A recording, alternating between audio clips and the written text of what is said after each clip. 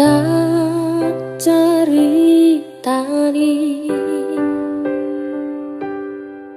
cerita sing paling larani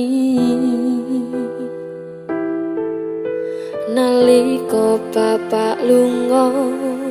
ninggalke keluarga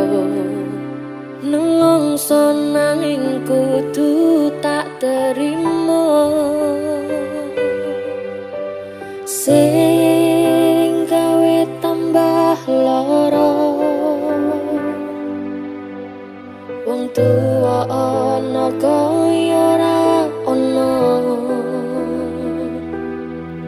ngendi kasih sayangi